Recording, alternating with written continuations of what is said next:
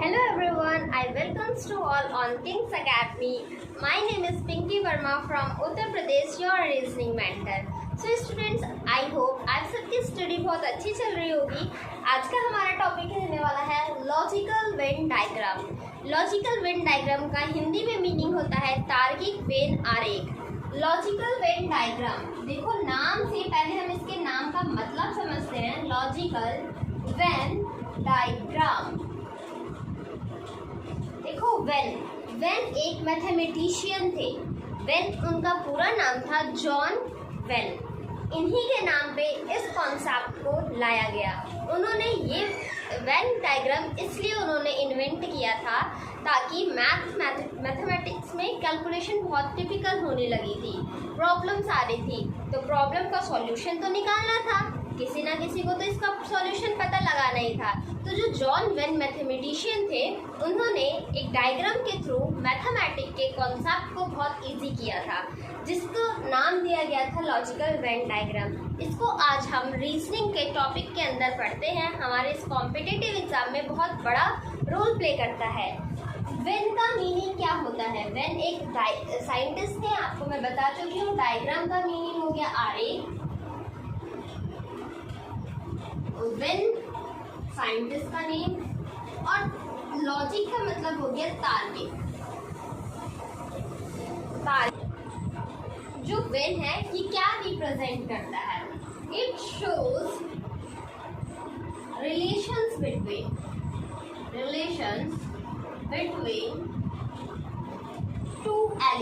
To और मोर element.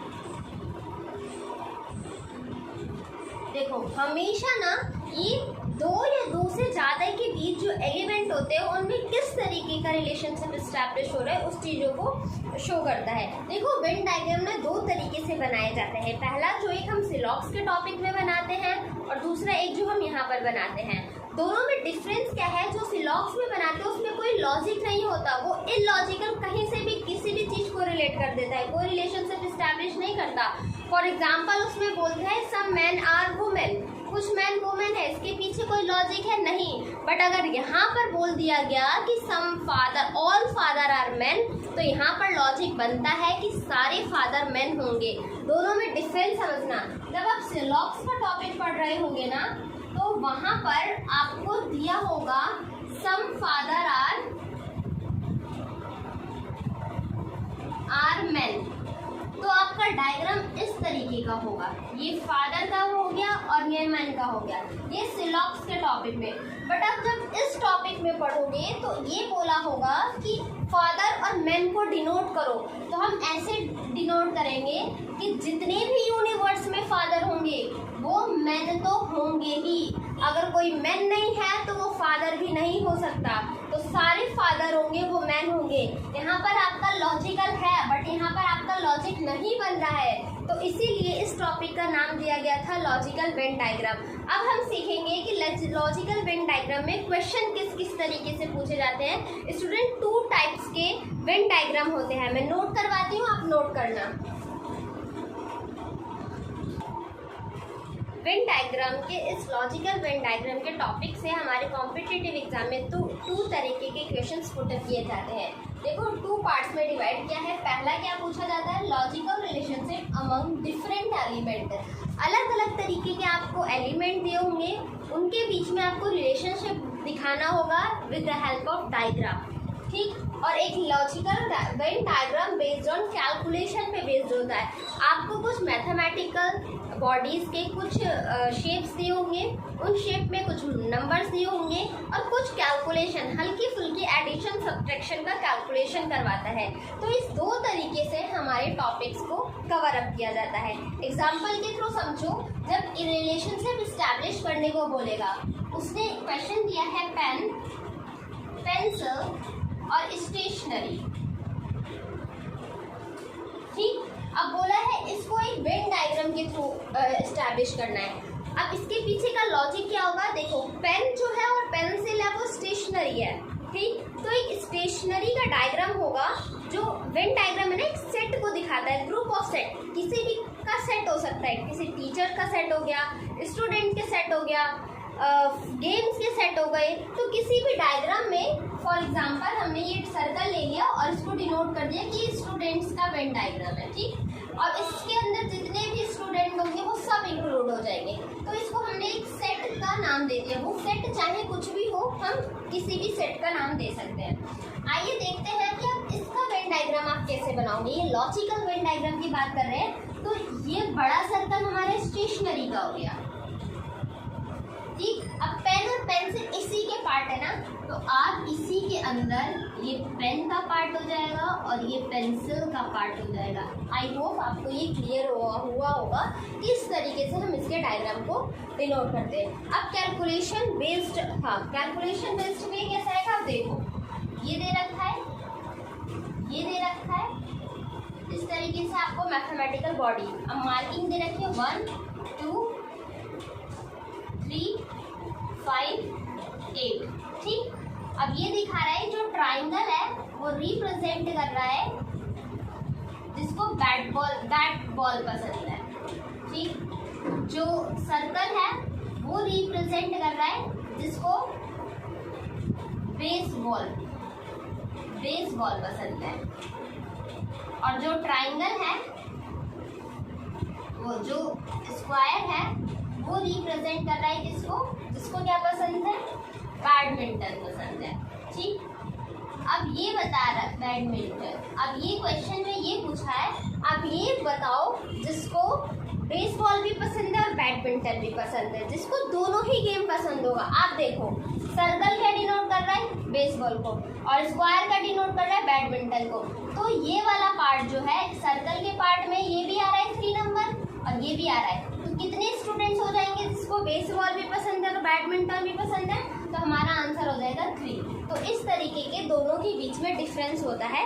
इनको बहुत सारे नंबर ऑफ क्वेश्चन से हम सीखेंगे ताकि आपको क्लैरिफाई होता जाए। आप एक बार इसको क्लिक कर लो। तो स्टूडेंट्स देखो, अब हमारे इस टॉपिक पे क्वेश्चन किस तरीके से फ्रेम किए जाते हैं और ऑप्शन किस तरीके से दिए जाते हैं। देखो क्वेश्चन नंबर फर्स्ट क्या बोला गया है, Which of the following diagrams indicates the best relations between travelers? कौन सा इसमें से बेस्ट डायग्राम, 4 ऑप्शन दिए, इसमें से कौन सा डायग्राम आपको बेस्ट शो कर रहा है किन किन चीज़ों को, ट्रेवलर्स को, ट्रेन को और बस को। देखो 4 ऑप्शन है। अब ये देखो जो ट्रेवलर्स होंगे वो बस के भी हो सकते हैं और जो ट्रेवलर होंगे वो ट्रेन के भी हो सकते हैं। अब ट्रेन में भी 2 तरीके की ट्रेन आ जाएंगी, एक जो मालगाड़ी को लेके जो सामान को, गुड्स को ट्रैवल करवाती है और एक जो पैसेंजर को लेके जाती है। तो अब देखो ट्रेवलर दोनों हो सकते हैं, बस से करने वाला भी ट्रेवलर होगा और ट्रेन से जाने वाला भी ट्रेवलर होगा। तो दोनों के बीच में कुछ रिलेशनशिप एस्टैब्लिश हो रहा है ना। तो डायग्राम को देखो, एग्जाम्पल हमने ले लिया, ये ट्रैवलर्स है सारे, ठीक। कुछ लोग तो बस से ट्रैवल कर रहे हैं, वो भी ट्रैवलर आ गए, और कुछ जो ट्रैवल कर रहे हैं वो ट्रेन से ट्रैवल कर रहे हैं, ये भी ट्रेन। तो ये जो ये वाला पार्ट है और जो ये वाला पार्ट है, ये दोनों किस चीज़ को शो कर रहा है कि जो ट्रैवलर है जो ट्रेन और बस से दोनों को इंडिकेट कर रहा है। तो इस तरीके का चारों में से कौन सा ऑप्शन है, ऑप्शन नंबर सी। तो हम ऑप्शन नंबर सी को मार्क करेंगे और नेक्स्ट क्वेश्चन पे बढ़े होंगे। आई होप इस तरीके के और भी क्वेश्चन फ्रेम किए जाएंगे। अभी आपको एग्जाम्पल देके समझाती हूँ। सो स्टूडेंट्स क्वेश्चन नंबर 2 पे फोकस करते हैं हम। क्या बोला गया है, Which of the following diagram indicates the best relationship between mother, doctor and female? देखो प्रोफेशन दिया है, फीमेल जेंडर दिया है और एक रिलेशन दे रखा है मदर। अब इस तीनों को कौन से डायग्राम में सबसे बेस्ट सूटेबल शूट कर रहा है, सबसे सही तरीके से बता रहा है। देखो डॉक्टर जो डॉक्टर है वो किसी की मदर भी हो सकती है, जो डॉक्टर है वो फीमेल भी हो सकती है और डॉक्टर मेल भी हो सकते हैं। तो कौन सा पार्ट जो ऐसा है जो डिफाइन कर रहा होगा?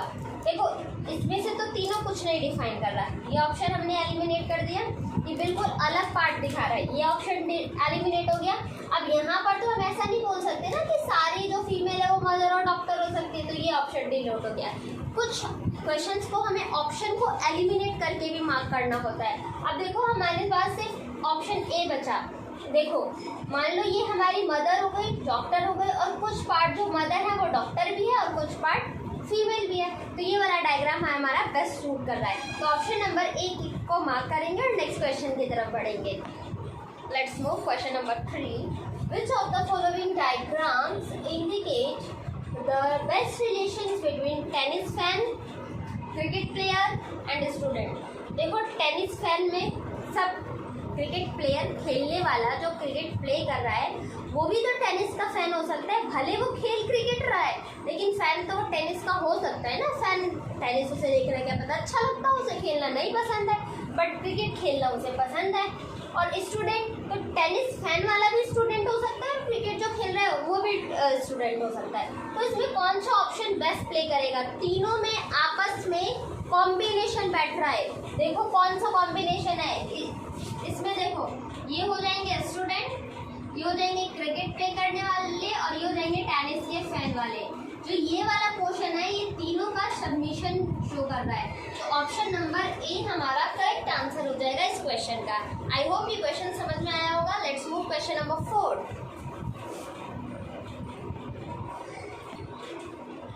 क्वेश्चन नंबर 4 किसके बीच में रिलेशन बताना है? जज, थीफ और क्रिमिनल। देखो थीफ और क्रिमिनल, अगर कोई थीफ चुराता है कोई चीज़ तो क्राइम भी तो कर रहा है ना। तो यहाँ से हमने एक रिलेशन का एस्टैब्लिश कर लिया कि थीफ और क्राइम एक दूसरे से रिलेटेड होगा। लेकिन जज का रोल तो बाद में आएगा ना।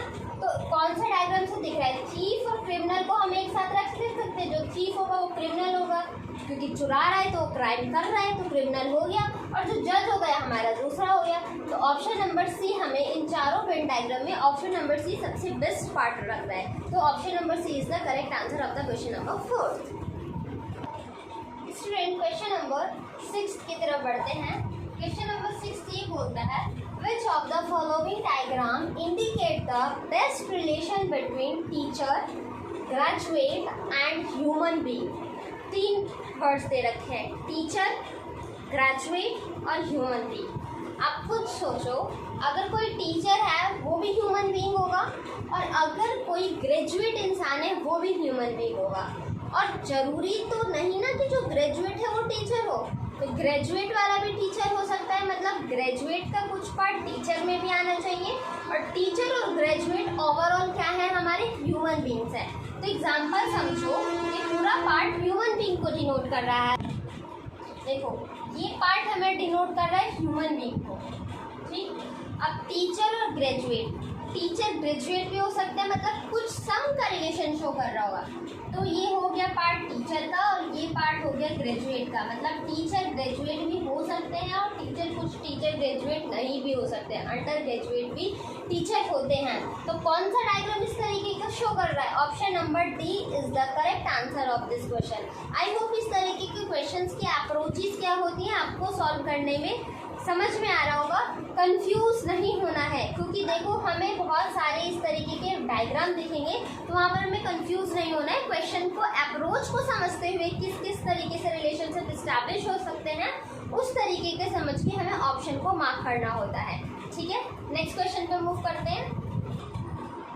ये क्वेश्चन बहुत इंपॉर्टेंट है, आप चाहो तो इस पर 3 स्टार मार्क कर लो। 3 स्टार मतलब जितने स्टार चाहो आप उतने स्टार मार्क करके इसको इम्पोर्टेंट मार्क कर सकते हो। क्या पूछा गया है? Which of the following diagrams indicates the best relationship between pick pockets, anti social and blackmailers. देखो पिक पॉकेट्स और ब्लैकमेलर्स दोनों एक नेगेटिव चीज़ें हैं, और एंटी सोशल, ये सोशल मतलब हो गया सामाजिक, एंटी सोशल जो समाज से बुराइयों को, मतलब जो समाज की बुराइयां चीज़ें होती हैं वो वाली सारी चीज़ें हो गया।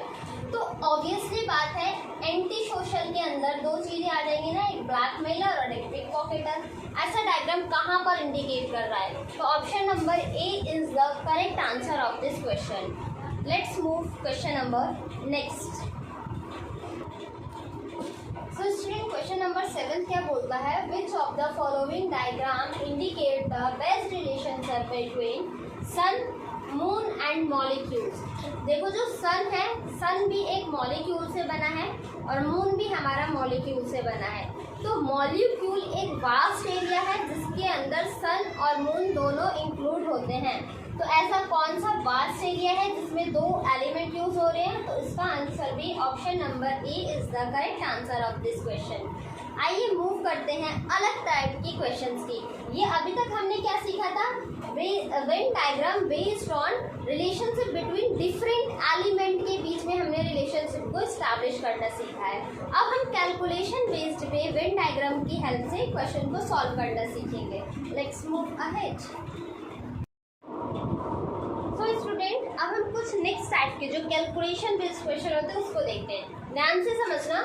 In the following figure circle represent bedsheet, triangle represents pillow and square represent blanket. जो ये फिगर दिया है इसमें शेप्स दिए हैं और वो ज्योमेट्रिकल शेप्स किस किस चीज़ों को डिफाइन कर रहा है ये चीज़ शो कर रहा है। पूछा क्या है, which set of letters represent all the three element. इन सेट ऑफ लेटर में से ऐसा कौन सा एलिमेंट है जो तीनों चीज़ों को डिनोट कर रहा है। आप देखो एग्जाम्पल देखो, जो सर्कल है वो क्या रिप्रेजेंट कर रहा है, हमारा बेडशीट को, और जो ट्राइंगल है वो रिप्रेजेंट कर रहा है हमारा पिलो, और जो स्क्वायर है वो रिप्रेजेंट कर रहा है हमारे ब्लैंकेट। अब हमें वो फाइंड आउट करना है जिसमें पिलो, बेडशीट और ब्लैंकेट तीनों चीज आ रही है। कौन सा लेटर है, देखो ट्राइंगल में ये वाला ऑप्शन, स्क्वायर में ये वाला और सर्कल में ये। तो जो डी लेटर है वो तीनों को रिप्रेजेंट कर रहा है। जो ये वाला ऑप्शन है ये तीनों को ही रिप्रेजेंट कर रहा है। तो ऑप्शन कौन से ऐसा सेट हो गया जो तीनों को रिप्रेजेंट कर रहा है। तो option number A, that's mean D set जो है वो तीनों को रिप्रेजेंट कर रहा है। तो इस तरीके के क्वेश्चन को सॉल्व करने की अप्रोच ये होगी। कुछ क्वेश्चंस और सॉल्व करते हैं। Let's see next question. So student, question number 9. In the given figure, the circle represent graduate, circle graduate को represent कर रहा है। Triangle represent employed people, triangle क्या represent कर रहा है, employed people को। And the rectangle represent rural folk, जो गांव में folk जलवे करने वाले होते हैं उनको represent कर रहा है। क्वेश्चन क्या पूछा है, what is the number of ruler, employed, graduate। Ruler भी होना चाहिए, एम्प्लॉयड भी होना चाहिए और ग्रेजुएट भी होना चाहिए। कौन सा ऐसा नंबर है जो तीनों को रिप्रेजेंट कर रहा है, देखो ग्रेजुएट, ये एम्प्लॉयड और ये रूलर। तो कौन सा नंबर है, 9 नंबर जो तीनों को रिप्रेजेंट कर रहा है। That means option number B is the correct answer of this question. ये टॉपिक बहुत इजी है, आप इजीली सॉल्व कर लोगे। बस एक बार कॉन्सेप्ट को सीख लो, you can easily solve these types of questions. Let's move another question. Question number 10 क्या बोलता है, in the given figure which number represent brown animals which do not have tail. हमें पता करना है ब्राउन एनिमल होना चाहिए जिसकी टेल नहीं है। अब देखो डायग्राम में क्या है, ये वाला सर्कल रिप्रेजेंट कर रहा है एनिमल को, ये वाला सर्कल रिप्रेजेंट कर रहा है जिसकी टेल है, और ये वाला सर्कल आपको रिप्रेजेंट कर रहा है जो एनिमल ब्राउन है। हमें क्या फाइंड आउट करना है, एनिमल्स चाहिए जो ब्राउन है और जिनकी टेल नहीं है। देखो यहाँ तक का पोर्शन तो टेल है, ठीक, ये पूरा पोर्शन, और ये सिर्फ पोर्शन किसको डिनोट कर रहा है, ब्राउन को। लेकिन हमें चाहिए ब्राउन एनिमल, देखो ब्राउन एनिमल जिसकी टेल नहीं होनी चाहिए। तो एनिमल ये रहा, ब्राउन का पार्ट ये रहा, दैट मीन्स 5, और इस 5 की कोई टेल भी नहीं है। तो ऑप्शन नंबर सी। एक बार दोबारा समझो, ब्राउन एनिमल, ये वाला सर्कल ब्राउन को डिनोट कर रहा है, ये वाला सर्कल एनिमल को डिनोट कर रहा है। हमें चाहिए ब्राउन एनिमल। तो इन दोनों में से कॉमन क्या हो रहा है, 5 हो रहा है, 5 ब्राउन है और एनिमल है, और टेल का पोर्शन आ भी नहीं रहा। तो brown animal which do not have tail, that is कितने नंबर हो गए, 5। तो option number C is the correct answer of this question. Let's move another question.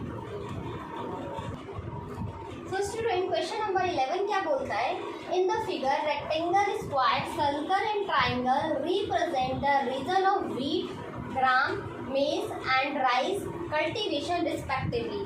ध्यान से सुनना, यहाँ पर वर्ड दे दिया है रिस्पेक्टिवली। इसका मतलब जो पहले आया है वही एरिया पहले वाले क्रॉप को कल्टीवेट कर रहा होगा। फॉर एग्जाम्पल, अगर रेक्टेंगल पहले आया तो रेक्टेंगल व्हीट को रिप्रेजेंट करेगा, स्क्वायर ग्राम को रिप्रेजेंट करेगा, सर्कल मेज को रिप्रेजेंट करेगा और ट्राइंगल राइस को रिप्रेजेंट कर रहा है। क्वेश्चन पूछा गया, in which area are cultivated by wheat and मेज।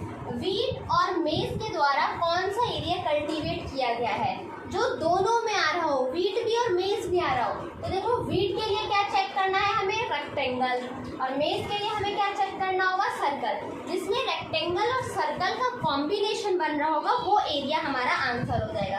देखो सर्कल में क्या आ रहा है, बहुत सारे नंबर हैं, और रेक्टेंगल में क्या आ रहा है 4, तो दोनों का सर्कल और ये 4। अब 8 और 7 को क्यों नहीं लेंगे, क्योंकि ये ट्राइंगल वाले पार्ट में भी आ गया। सिर्फ 4 ऐसा है जो कि हमारा सर्कल, वो रेक्टेंगल और सर्कल के एरिया में आ रहा है, तो इसका option number D is the correct answer of this question. I hope ये क्वेश्चन आपको समझ में आया होगा।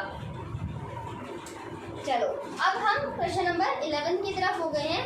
बहुत सारे क्वेश्चंस की इसी तरीके से देखो, दोनों टाइप के क्वेश्चंस को हमने डिस्कस किया कि एलिमेंट डिफरेंट हो तो उसके रिलेशनशिप को कैसे इस्टेब्लिश किया जाएगा। और जब आपको ऑलरेडी वेन डायग्राम बना के दिया हो, कुछ कॉम्बिनेशन ऑफ लेटर्स या कुछ कॉम्बिनेशन ज्योमेट्रिकल शेप क्या रिप्रेजेंट कर रहे हैं वो गिवन है, तो उससे रिलेटेड क्या इन्फॉर्मेशन पूछी जा रही है हमें वो फाइंड आउट करना होता है। हमने दोनों तरीके के क्वेश्चंस को समझा। स्टार्टिंग में मैंने ये बताया कि लॉजिकल वेन डायग्राम होता क्या है, कौन कौन से कॉन्सेप्ट को हम यहाँ पर, तो ये दोनों तरीके के क्वेश्चंस हमने डिस्कस कर लिए हैं। हमने कॉन्सेप्ट सीख लिए, क्या क्या अप्रोच होने चाहिए क्वेश्चंस के, डिफरेंट टाइप्स ऑफ क्वेश्चन की हमने फ्रेमिंग देख लिया है। Now it's your responsibility to practice more of question on this topic. जितने क्वेश्चंस की आप प्रैक्टिस करोगे आपका ये टॉपिक उतना ही स्ट्रांग होता चला जाएगा। Practice makes man perfect. इसी कोटेशन के साथ मैं अपनी इस टॉपिक को फिनिश करती हूँ। I hope you will like this session and you will understand all the concept of logical Venn diagram. Thank you every students. Keep learning, keep studying and take care. All the best.